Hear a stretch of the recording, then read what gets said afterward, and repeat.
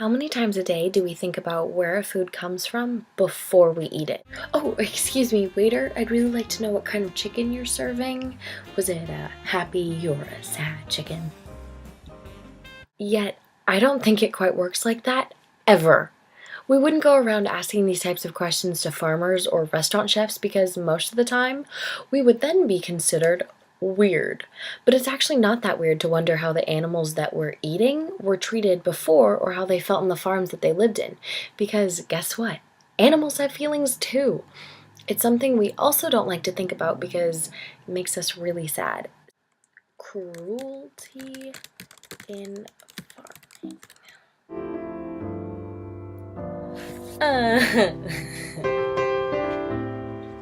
So instead, we avoid it completely, and that's not the right answer.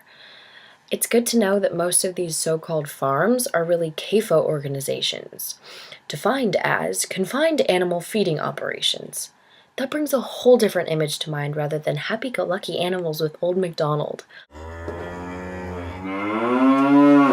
These living conditions are not only harming the animals while they're there, but they end up harming the people who eat them because of the certain things that the animals go through while they're living there.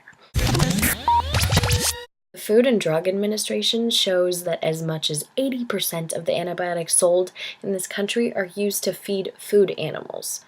The alternative to this drug problem is purchasing food that is organic. But the best way to help these animals that are in the CAFO organizations is to cut down on our meat intake. I'm not saying eliminate it from your diet completely. I love bacon just as much as the next person.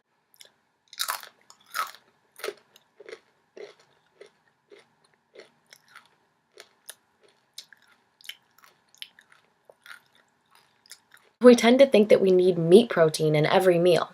False. In reality, you only need 49 grams of protein a day in your diet. But also sometimes people forget that there are alternatives to meat. 1 cup of milk has 8 grams of protein, 1 cup of beans has approximately 16 grams of protein, and an 8-ounce yogurt cup has 11 grams of protein. These animals are in need of people like us who care about them and want to help save them by fighting for a change in the systems of farming. I know it's not going to be solved overnight, but I know that together we can make a change and give these animals a voice that they deserve.